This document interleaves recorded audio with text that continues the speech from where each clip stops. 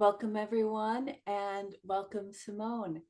So we have with us Simone Anliker. Is that how you say your name? I actually Yes. can't.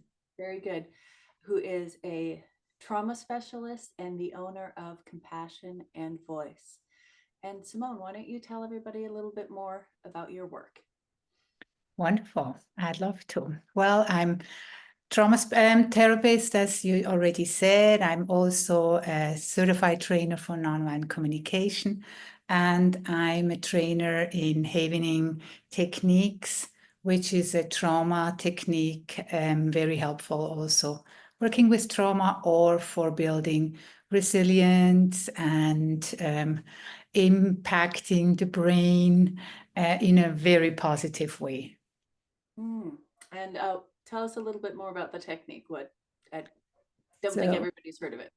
yeah, no, it's actually quite new, so I guess it's not yet very known. So, Havening technique is developed by Dr. Ron Ruden. He's still alive. He is a physician and a biochemist, and he found researched ways to help people to self-regulate and heal from trauma. And he developed this I would say, quite powerful technique that uses touch, our hands, to change neurobiology. So, Havening, the official name of the technique is amygdala depotentiation.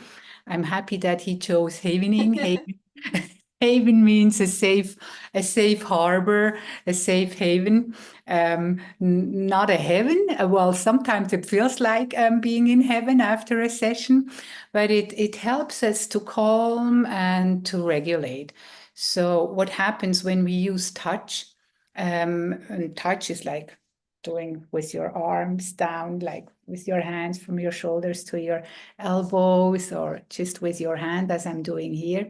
And you might even want to join in while I'm speaking, and then just have a sense of how it's impacting your system. So what we actually do, we activate delta waves in our brain, and that releases the so-called happy hormones, oxytocin, serotonin, and the neurotransmitter called GABA, which then creates a pleasant, good environment for neurological change.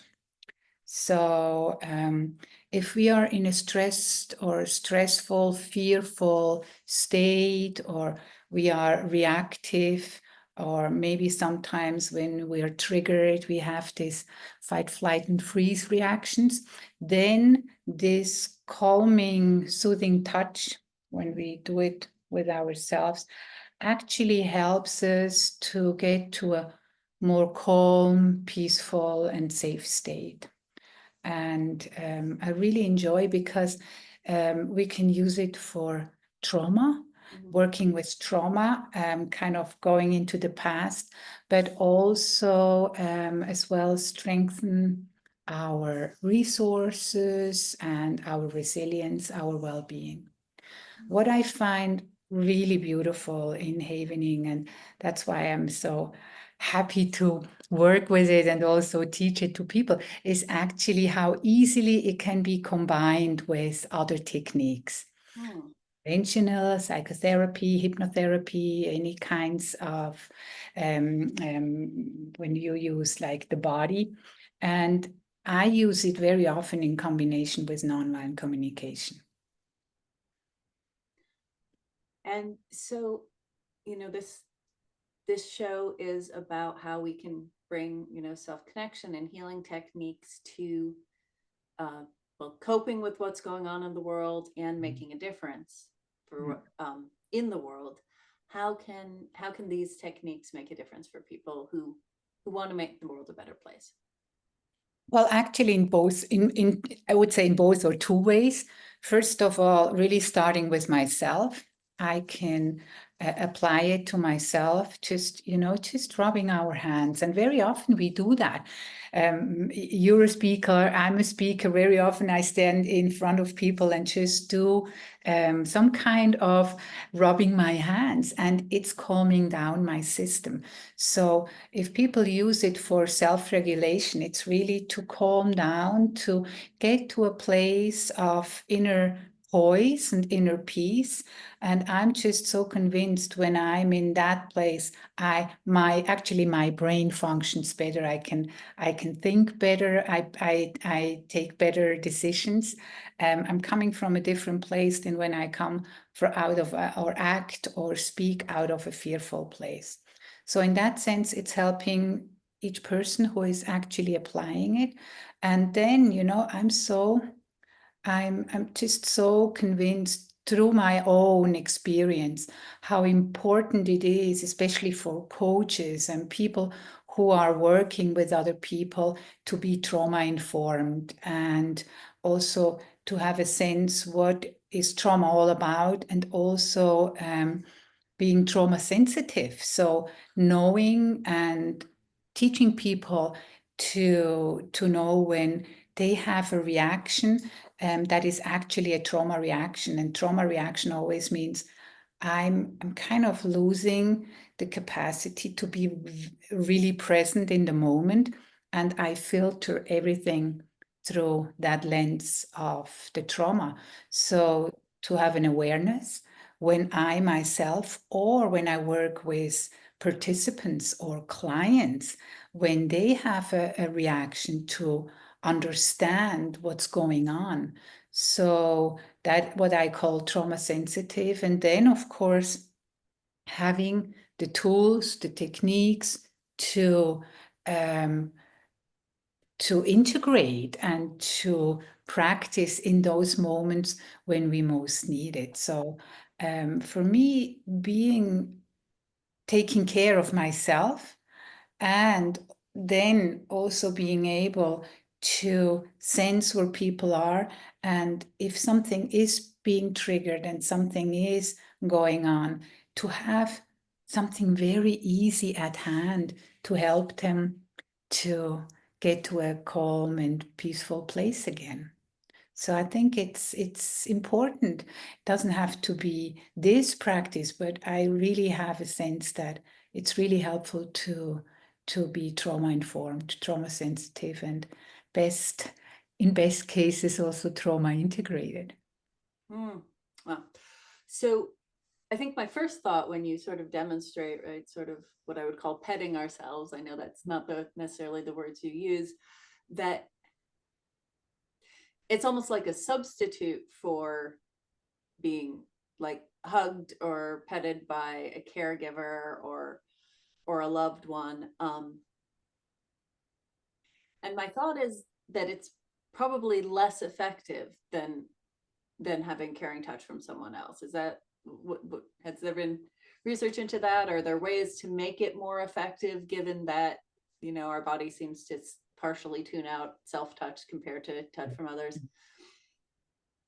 Well, actually, in the beginning, the whole technique was developed, and it was always the touch by a practitioner with the client. So you were sitting next to each other, opposite to each other, and then there was a therapist guiding you. And for you, being there on the receiving end, you could just close your eyes and you could go into, and you really had that. Touch where so many people are in need of. And then COVID hit. So during COVID, what was experienced is, well, does it work if I'm like, we are now online, and I just guide you through the process, and I invite you to just do the touch for yourself, and also like we do this also in our face, like kind of this way. And very often when I do this, I start yawning because it's calming my system down, or just doing this with your hands. And we found out that it's just as powerful. So empower actually people to do the touch for themselves and not when they are only with a therapist or a practitioner, which actually for me, I learned it online. And often I use the touch on people, but I also want to self-empower them, showing them, giving them an instrument they can use for themselves when they are in those moments of distress or like shock or something happens. For example, I have for myself, I think it was about a year ago, many years ago, I had an accident on the highway. And so because there was a truck coming very close and then it hit me. And so I turned around. So somehow that still, I didn't know, but it seemed to be still in my system. So recently it was about a year ago, I was driving on the carway and highway, and then there was a truck coming very, very close again. And I noticed I go into freeze mode. I couldn't even horn. It was like, oh my God, my God. So I made myself very, very little. And luckily he noticed, probably he was just doing something on his phone. And then my heart rate was like, woof, I started sweating. I was like really, really shaking. So what can I do? I can stop and do some shaking, which also helps. But then what I did, I was still driving and I was like, so I just started. While I was driving, I started what I call the self-havening, and I counted to 20. So that's something that just keeping my brain busy. So I was counting to 20 very slowly and just went on. And then I did some humming. So I activated my vagus nerve. So while I was still driving, so I was doing this, did some humming, and then I went back to just counting. And I would say about after 5 minutes, my system was calm. So in such a moment, it's crucial to have something in your hands where you can help yourself, because there's no practitioner, and we know the longer we keep it in our system, the more it has an impact and might kind of stick with us. So doing something very quickly was wonderful. And I could just, okay, now do I have to stop? No, I'm good again. So that's just an example how I practice this basically on a daily basis. So for someone who, say, for example, is, very alarmed at something that's happening in the news, like right now, an autocrat got reelected in the United States. There's, horrible atrocities happening in the Middle East and, Eastern Europe. And what would you say to someone? How do they notice that part of what's going wrong is their nervous system and not just the world? And then what action would you have people take? It's actually very often because there's studies and some people who are working with developmental traumas say like it's an epidemic. We all are impacted just by being here on this world in this period of time. We do have, and also our parents, we always had these struggles. So today we know it has and had an impact on our brain and how we develop. So when things like this happen, we react. So that's what we call the so-called trigger. And we react because in our brain there is that, we call it the amygdala, is quiet. It's the receptors are out there. So when something like this happens and it somehow reminds me of something that happened in my system, or even it doesn't even have to have happen in my system, but I remember that had happened. So the brain has this capacity to connect and have pattern buildings. So all this information is stored. So of course, when I have this this position in my kind of this landscape, how we say in my brain, my system reacts. That's the task of the amygdala, to react and bring us into those states. So if we don't work with those moments, those incidents that have happened in the past or are happening now, it just sticks in our system and we keep on reacting the same, or in the worst case, the brain connects new information and makes out of something bigger. So we even react more. So what is important is to really regulate and also, if possible, clear those impacts, those codes that are in our brains. So what I would suggest in what's happening right now, there's one thing, the brain, and that's more the cortex. The cortex always wants to know all the information.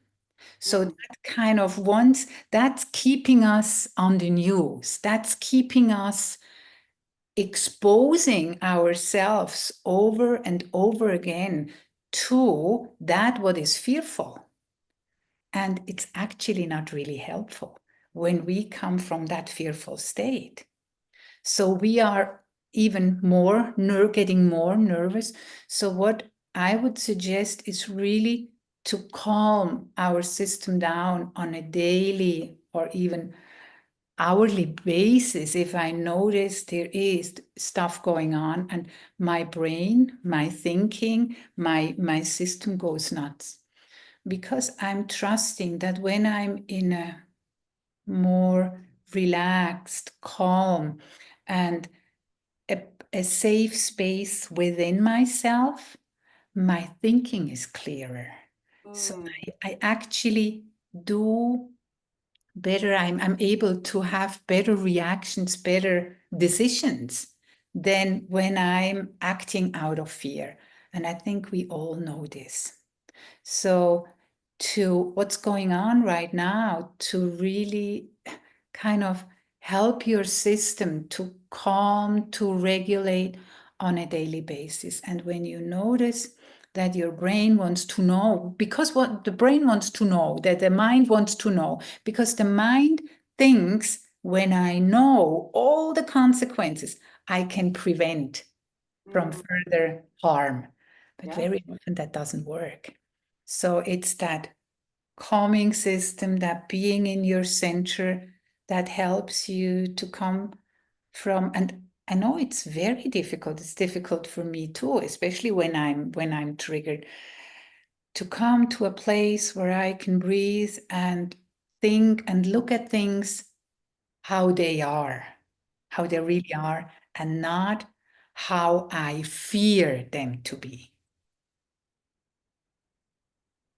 By Or telling wish, myself, either way.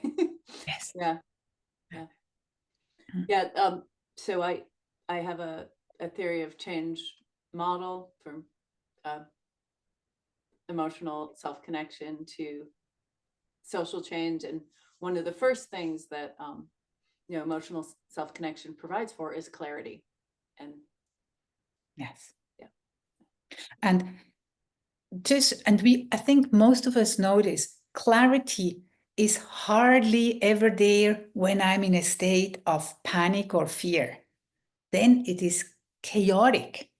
So clarity, I experience clarity when I'm in a state of calmness and poise, as good as possible. Then clarity comes in. And then that doesn't mean I'm not doing anything or I'm just sitting on my yoga pillow and meditate. No, the clarity comes, and then from there, the difference between being reactive and active or proactive. It's kind of, that's from that yeah. space of clarity, as you say. Reactive versus intentional. Yeah. Yeah. Yeah. So we're somewhat getting close to the end of the call. So there's we have about, I think, 10 minutes. Tell one thing that I'm asking everybody is, what if there if somebody is thinking about their purpose, like how are they going to make a difference in the world? What are they going to do with to express themselves in their life? What advice would you give them to get in touch with that kind of clarity? For me, it goes back to what we already kind of covered, come back to a state of poise inside of you. And then, it's really the connection. I call it like that connection to whatever your higher self or whatever you call this, but being in alignment.